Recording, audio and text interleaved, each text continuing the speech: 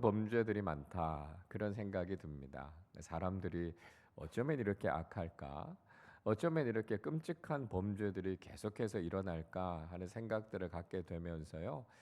두려움, 염려, 불안함, 이런 것들이 우리 마음에 아주 가득해지는 것들을 경험하게 됩니다. 그러니까 지금 이 시대에만 우리가 이런 것들을 경험하게 되는 것은 아닌 것 같아요. 성경 속에서도 사람들이 얼마나 대범하게 악을 저지르는가 하는 것을 탄식하고 있는 내용들이 나옵니다. 전도서 8장 11절에는 이렇게 말씀해요. 악한 일에 관한 징벌이 속히 실행되지 아니하므로 인생들이 악을 행하는 데에 마음이 담대하도다. 그렇게 이야기합니다. 그러니까 사람들이 악한 일을 행하는데 어쩌면 이렇게 대범한지 모른다, 그런 이야기를 합니다. 왜 그런 일들이 일어나고 있다고 이야기합니까? 악에 대한 징벌이 금방 나타나지 않으니까요. 사람들이 악을 이렇게 많이 저지른다, 그렇게 솔로몬이 탄식하고 있는 거 아닙니까? 그래서 죄에 대해서 그 심판이 임하게 되면 좀 두려워할 줄 알 텐데, 죄를 짓지만 금방 심판이 임하지 않으니까요. 사람들이 그 죄를 무서워하지 않더라라고 하는 것이죠. 여러분 어떻습니까? 사람들이 왜 이렇게 자꾸 악한 길을 걸어갈까요? 우리가 살아가는 이 시대 속에 왜 이렇게 죄와 악이 성행하는 걸까요? 아마 그건 두 가지 정도의 이유가 있는 것 같습니다. 하나는요, 자신의 죄가 숨겨질 수 있다, 이렇게 생각하기 때문일 겁니다. 소위 말하는 완전 범죄라는 게 있잖아요. 그러니까 다른 사람들이 모르게, 내가 다른 사람들에게 들키지 않고 죄를 지으면 괜찮을 거야, 이렇게 생각하는 마음들이 있습니다. 그러니까 소위 공소시효라는 게 있잖아요. 그래서 그 공소시효가 있을 때까지만 숨어 있으면, 자신의 죄가 드러나지 않으면 괜찮다, 이렇게 생각하는 경향들이 있습니다. 그러니까 죄를 짓고 도망가 버리고 숨어 버리는 거죠. 그러면 내 죄가 드러나지 않을 거야, 이렇게 생각하는 마음이 있는 것이죠. 근데 여러분, 이 죄라고 하는 것은요, 감출 수가 없습니다. 죄는 결국 만천하에 다 드러나게 된다는 것이죠. 다윗이요, 다른 사람의 아내를 빼앗아서 간음을 저지르지 않습니까? 그리고 결국 그 남편을 죽이는 살인죄까지 저지르게 됩니다. 그리고는 이 죄가 감추어질 수 있을 것이다, 그렇게 생각했습니다. 그러나 하나님께서는 나단이라고 하는 선지자를 보내셔서 그 죄가 다 드러나게 하지 않으셨습니까? 죄는 감출 수 없다라고 하는 거예요. 그러니까 죄를 감출 수 있다라고 하는 잘못된 생각 자체를 버려야 된다라고 하는 것이죠. 자, 다른 하나는요, 죄에 대한 벌이 무겁지 않다, 이렇게 생각하기 때문입니다. 그럼 뭐 죄를 지어도 뭐 몇 년 감옥에서 살다가 나오면 되지, 뭐 벌금 좀 내면 되지, 이렇게 가볍게 생각하기 때문에 사람들이 자꾸 죄를 짓게 된다라고 하는 거죠. 최근에도 문제가 되고 있는 것이 이 촉법 소년이라고 하는 겁니다. 형사상 미성년자니까요, 죄를 지어도 벌을 받지 않는다라고 하는 걸 때로는 악용해서 이런 범죄들이 자꾸만 늘어가고 있는 거 아닙니까? 그래서 촉법 소년의 연령을 좀 낮춰야 된다, 이런 목소리들이 점점 높아지고 있는 거죠. 그러니까 죄를 지어도 벌을 받지 않는다, 또는 죄를 지었지만 뭐 그 벌을 그냥 가볍게 생각하면 사람들이 자꾸 죄를 짓게 된다는 거예요. 흔히 이런 말씀을 하세요.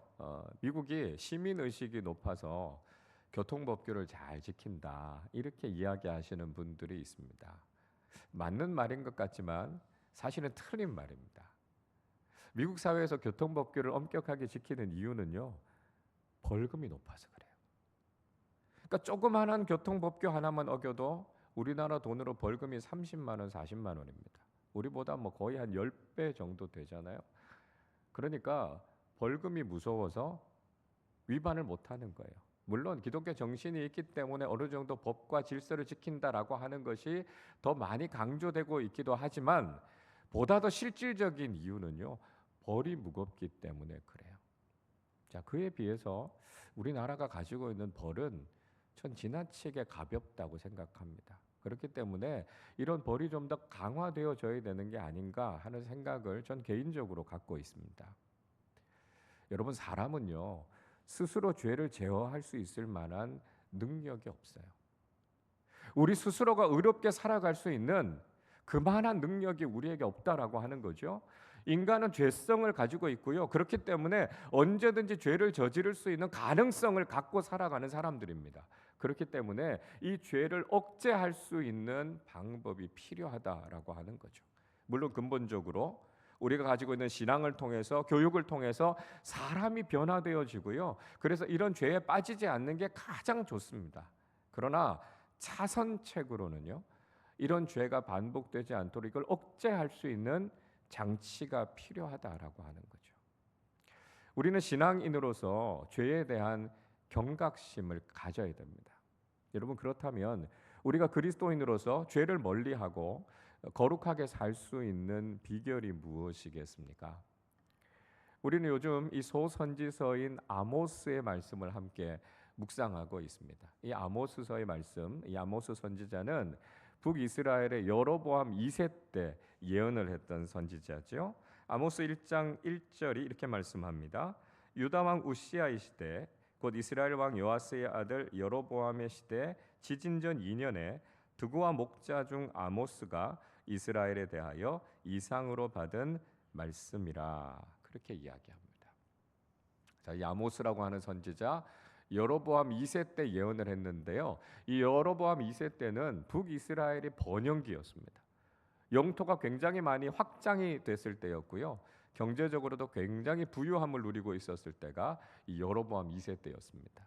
그러나 그들이 겉으로는 이런 번영을 누리고 있었지만 영적으로는 아주 악한 길, 죄악된 길을 걷고 있었을 시대였습니다.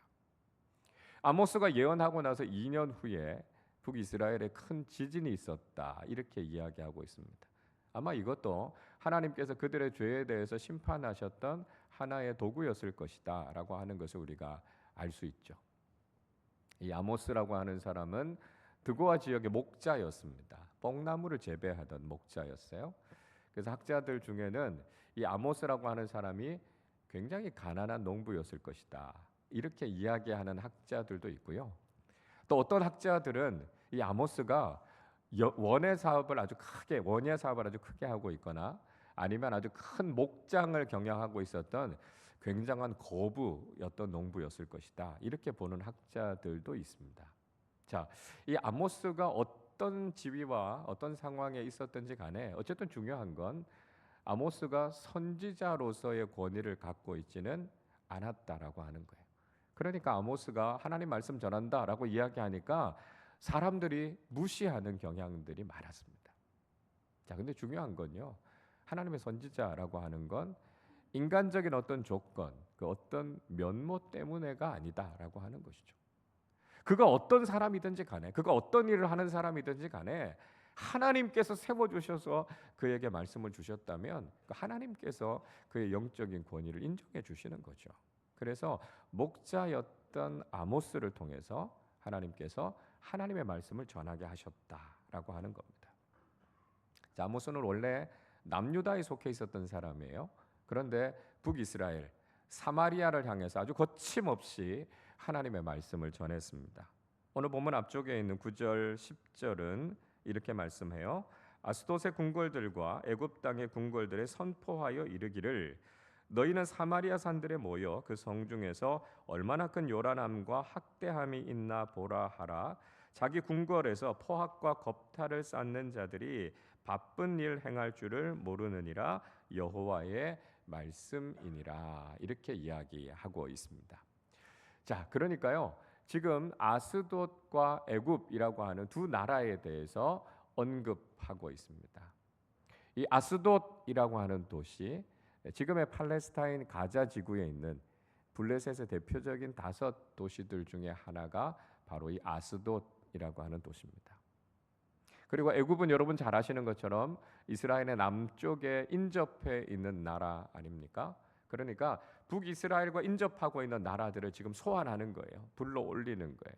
그래서 북이스라엘의 죄악이, 그들의 잘못이 지금 얼마나 큰가라고 하는 것을 고발하고 보여주고 있는 것이죠.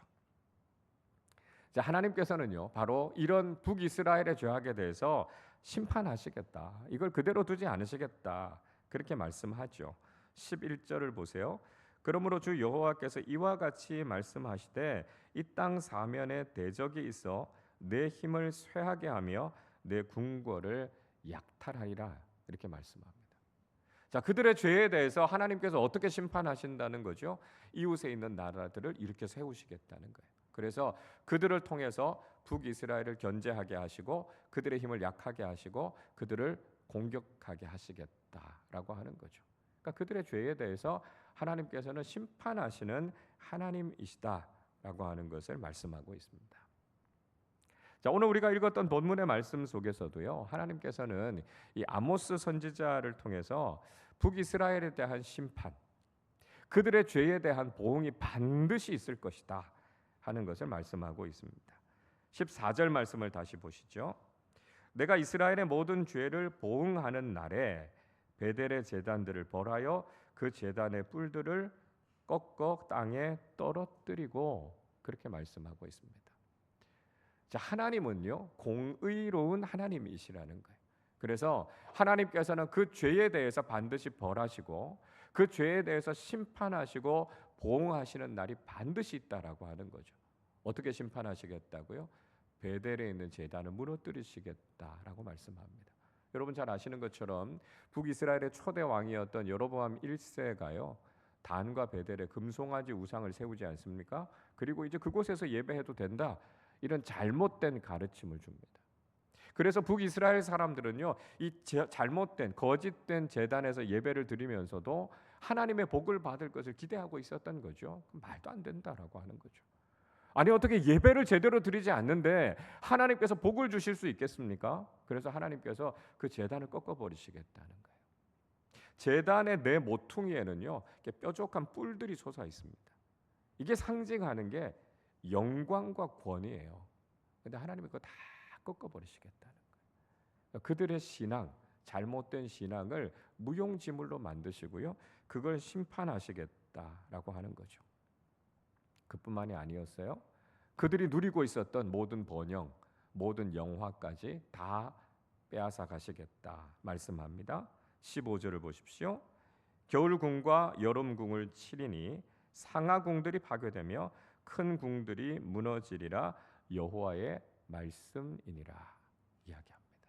자, 겨울궁, 여름궁, 이건 왕이 휴가를 보냈던 별궁이에요. 별채를 이야기하고 있습니다. 그러니까 왕들은 계절에 따라서 휴양하기 위해서 이런 별장들, 별궁들을 지어놓고요, 거기서 누리면서 시간을 보냈던 거죠. 그러니까 여로보암 2세 때가 얼마나 부유한 시간들을 보냈는지를 알 수 있습니다. 상아라고 하는 재료, 굉장히 귀한 재료 아니에요? 비싼 거잖아요. 수입품이란 말이죠. 상아로 만든 궁, 큰 궁들이 있어서 그런 화려함을 드러내면서 살아가고 있지만 그거 다 무너질 거라는 거예요. 지금은 그들이 번영을 누리고 있는지 모르지만 결국 하나님께서 그 죄에 대해서 심판하실 것이다. 그들이 가지고 있는 모든 것들을 하나님께서 다 빼앗아 가심을 통해서 하나님의 심판이 임하게 될 것이다 말씀하고 있습니다. 여러분, 우리는요, 이 죄에 대한 두려움을 가져야 돼요. 우리가 죄를 짓는다라고 하는 것은 반드시 하나님의 심판이 있다고요, 하나님의 벌이 있다라고 하는 것을 우리는 알아야 된다는 거예요. 가끔 우리가 그리스도인으로 살아가면서 착각하는 게 있습니다. 우리가 하나님 앞에 회개하면 하나님께서 다 용서해 주신다고 하니까요, 죄를 짓고 회개하면 그만이지, 이런 안일한 생각들을 갖게 됩니다. 그러나 이건 참 잘못된 생각이라는 거예요. 믿지 않는 사람들도 간혹 그리스도인들을 향해서 이렇게 비판합니다. 아니, 믿는 사람들이 회개하면 괜찮다고 생각하니까 그 믿는 사람들이 더 죄를 많이 짓는 거 아닙니까? 이렇게 이야기하는 경우들이 있어요. 이거 심각한 오해입니다. 여러분, 우리가 꼭 알아야 되는 게 있어요. 하나님은요, 회개한 죄에 대해서는 용서해 주시지만 벌까지 없애시지는 않는다는 거예요. 죄는 용서해 주셔요. 그러나 그 벌에 대해서는 우리가 감당해야 된다라고 하는 거예요. 여러분, 우리가 하나님의 말씀에 불순종해서 선악과를 따먹고 죽은 존재가 되지 않았습니까? 그러나 우리가 회개함을 통해서 구원함을 받았어요. 우리의 죄는 사함을 받았습니다. 그렇다고 해서 벌이 없어졌습니까? 아니요. 그 벌은 누가 받으셨어요? 예수님께서 십자가 위에서 그 벌을 오롯이 다 받지 않으셨습니까? 여러분, 우리가 죄를 두려워해야 되는 것은요, 그 죄로 인한 벌이 무섭다라고 하는 걸 우리가 알아야 된다는 거예요. 앞에서 말씀드린 것처럼 다윗은 간음죄를 저질렀고 살인죄를 저질렀습니다. 그 죄를 숨기려고 했지만 결국은 그 죄가 다 드러나게 됐어요. 그래서 나단 선지자가 와서 다윗의 죄에 대해서 지적했을 때 다윗은 그 죄에 대해서 회개합니다. 이게 신앙인으로서 올바른 행동이라는 거죠. 사무엘하 12장 13절이 이렇게 말씀해요. 다윗이 나단에게 이르되 내가 여호와께 죄를 범하였노라 하매 나단이 다윗에게 말하되 여호와께서도 당신의 죄를 사하셨나니 당신이 죽지 아니하려니와 이야기합니다. 다윗은 자신의 죄를 깨달았을 때 즉각적으로 회개했습니다. 그러니까 나단이 무슨 이야기를 합니까? 하나님께서 당신의 죄를 사해 주셨습니다. 이렇게 이야기했어요. 그러나 여러분, 그게 끝이 아니었습니다. 이어지는 14절에서 이렇게 이야기하죠. 이 일로 말미암아 여호와의 원수가 크게 비방할 거리를 얻게 하였으니 당신이 낳은 아이가 반드시 죽으리이다. 무슨 이야기를 합니까? 하나님께서 죄는 사해 주셨지만 그 벌은 남습니다 하는 이야기를 합니다. 그래서 다윗과 밧세바 사이에서 태어난 아기가 하나님께서 치셔서 결국은 죽게 된 거예요. 여러분, 하나님은 죄를 사해 주시지만 벌까지 없애시지는 않으십니다. 그리고 때로는요, 우리가 감당해야 하는 그 벌이 무척 고통스러울 수 있다라고 하는 걸 알아야 돼요. 우리가 이 사실을 깨닫는다면 죄에 대한 두려움을 가져야지요. 하나님 앞에서 우리가 거룩하고 정결하게 살아야 하죠. 물론 우리가 죄를 짓지 않을 수는 없어요. 우리에게 그런 연약함이 있습니다. 그러나 우리가 그 죄로 인한 결과가 얼마나 불행한 것인가, 얼마나 무서운 것인가라고 하는 것을 알고요, 죄로부터 멀어져야 하고요, 우리가 정결하고 바른 그리스도인이 되어야 한다는 것입니다. 여러분, 우리는 이 사실을 잊지 말아야 합니다. 우리가 죄를 짓고 회개하면 그만이다, 이런 안일한 생각을 버려야 해요. 하나님은 우리의 죄를 사해 주시지만 우리는 그 벌을 감당해야 합니다. 그것이 얼마나 무서운 것인가라고 하는 것을 안다면 우리는 죄로부터 멀어지고 하나님이 원하시는 삶이 무엇인가라고 하는 것을 깨달으면서 살게 된다는 거예요. 우리가 죄악된 모습으로 살아가면서 하나님의 진노 앞에 하나님을 실망시켜 드리는 모습으로 살아가는 것이 아니라 우리가 더욱 정결하고 거룩한 그리스도인이 되어서 적극적으로 하나님의 선을 행하는 사람들이 되실 수 있기를 바랍니다. 우리의 힘으로는 할 수 없지만 성령 하나님께서 우리를 거룩하게 하시고 우리의 삶을 이끌어 주시고 인도해 주셔서 죄악된 모습으로 하나님 앞에 서는 것이 아니라 거룩하고 정결한 그리스도인으로 살아서 하나님께서 주시는 평안과 은총을 누리며 살아가는 우리 모두가 되시기를 주님의 이름으로 축원합니다. 우리 시간 말씀을 생각하면서 함께 찬양하겠습니다. 나의 백성이 다 겸비하여 내게 나와 기도하면 하나님께서 그 죄를 사하시고 우리를 정결하게 하시고 거룩한 삶을 살게 하실 것을 기대하면서 찬양하겠습니다. 나의 백성이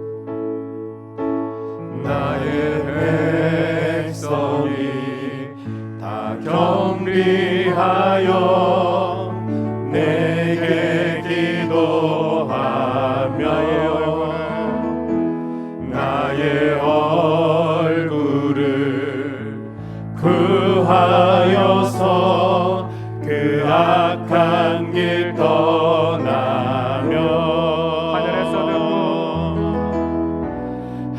하늘에서 듣고 죄를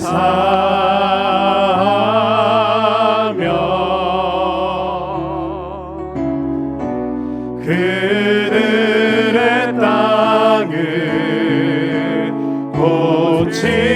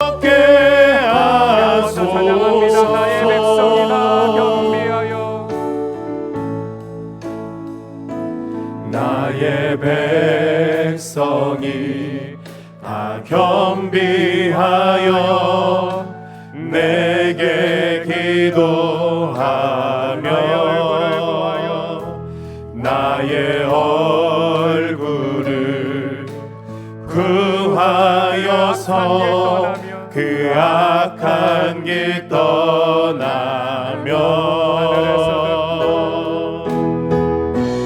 하늘에서 듣고 죄를 사하며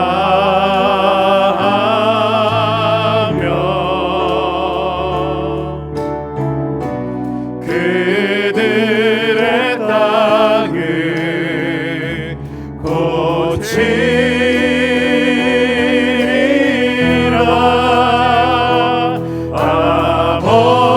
아버지여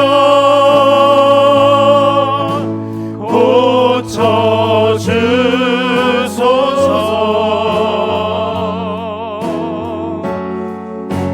이 나라 주의 것에게 하소서.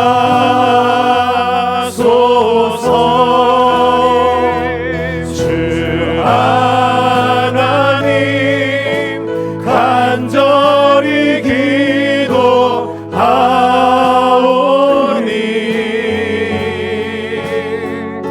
상한 이 땅 새롭게 하소서.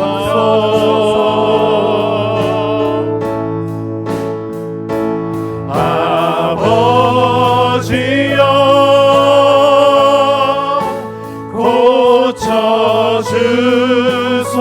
고쳐주소서. 이 나라 주의 것 되게 하소서.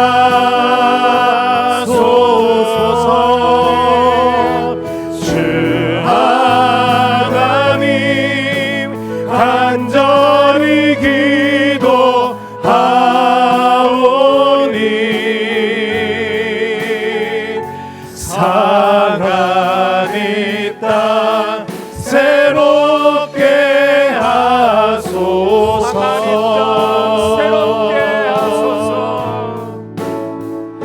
상한 이 땅 새롭게 하소서. 우리 시간의 말씀을 생각하며 함께 기도하겠습니다. 여러분, 우리는 그리스도인으로서 죄에 대한 경각심을 가져야 합니다. 회개한 죄는 하나님 용서해 주시지만 그 벌이 얼마나 무서운가, 그 벌이 우리를 얼마나 불행하게 하는가라고 하는 것을 깨달아야 하고요, 죄 짓는 것을 두려워해야 합니다. 그 죄로부터 멀어져야 합니다. 정결한 그리스도인, 거룩한 그리스도인으로 살아야 합니다. 우리가 거룩해져야 우리의 삶이 살아나고요, 우리의 가정과 공동체가 살아나고 이 나라가 바르게 설 수 있습니다. 하나님, 정결의 영을 부어주셔서 죄로부터 멀리하게 하여 주시고 우리의 거룩한 삶을 통해 우리의 공동체와 이 나라가 새로워지는 하나님의 은총을 허락하여 주시옵소서. 우리 말씀을 생각하며 함께 합심으로 기도하도록 하겠습니다. 하나님 아버지, 감사합니다. 죄악 가운데 빠져 있었는 저희들을 구원하여 주셔서 하나님 나라의 영원한 생명을 허락하여 주심을 감사합니다. 하나님 아버지, 그러나 우리의 죄 때문에 예수 그리스도께서 십자가에 달려 죽으셨던 그 끔찍한 죄를 아버지 하나님 우리가 회개하게 하여 주시고 이제는 다시 그 죄와 버타며 살아가는 것이 아니라 거룩하고 정결한 하나님의 사람들로 살아갈 수 있도록 하나님 저희들의 삶을 구별하여 주시고 우리의 삶을 변화시켜 주시기를 원합니다. 하나님 아버지, 죄로부터 멀어지는 그리스도인들이 되기를 원합니다. 정결함과 거룩함을 하나님 우리 가운데 허락하여 주시기를 간절히 소원합니다. 하나님 아버지, 우리가 죄에 대한 경각심을 가지고 하나님 죄 짓는 일들을 두려워하게 하여 주시고 아버지 하나님 그 죄로부터 완전히 끊어져 정결하고 거룩한 그리스도인들로 살게 하여 주시기를 간절히 소원합니다. 하나님 아버지, 그래서 우리의 삶이 정결하고 거룩해짐을 통하여서 아버지 하나님 우리의 삶이 새로워지게 하시고 우리의 가족과 공동체가 살아나게 하시고 이 나라와 이 민족이 하나님께서 복 주시는 거룩한 나라 민족 될 수 있도록 하나님 아버지 은혜를 베풀어 주시기를 원합니다. 하나님 아버지, 우리가 세상적인 부유함과 번영함을 추구하는 것이 아니라 하나님 안에서 정결해지고 하나님 안에서 거룩해지게 하여 주셔서 하나님 하나님께서 귀하게 사용하시는 하나님 나라 하나님 백성 되게 하여 주셔서 아버지 하나님 하나님의 뜻을 적극적으로 구하며 살아가는 아버지 하나님 신실한 믿음의 사람들로 살게 하여 주시기를 원하오니 아버지 하나님 우리의 삶을 그렇게 사용하여 주시고 거룩한 우리에게 베풀어 주시는 하나님의 놀라운 은총을 경험하게 하여 주시옵소서. 하나님 아버지 죄 악으로부터 구원하여 주신 하나님의 놀라우신 은총과 사랑에 감사를 드립니다. 하나님 아버지 그러나 우리를 구원하시기 위해서 예수 그리스도께서 십자가 위에서 그 모진 형벌을 다 받으셨음을 기억하게 하여 주시고 우리가 그리스도인으로서 죄에 대한 경각심을 갖고 살게 하여 주옵소서. 죄로부터 단절되게 하여 주시고 죄를 멀리하게 하여 주시고 거룩함과 정결함을 입은 그리스도인들로 살아가게 하여 주옵소서.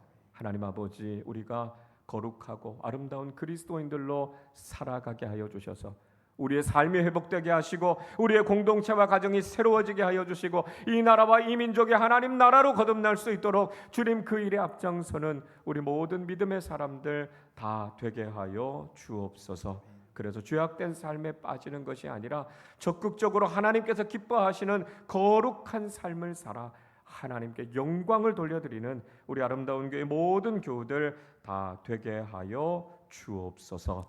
감사드리며 우리 주님 예수 그리스도의 이름으로 기도하옵나이다. 아멘.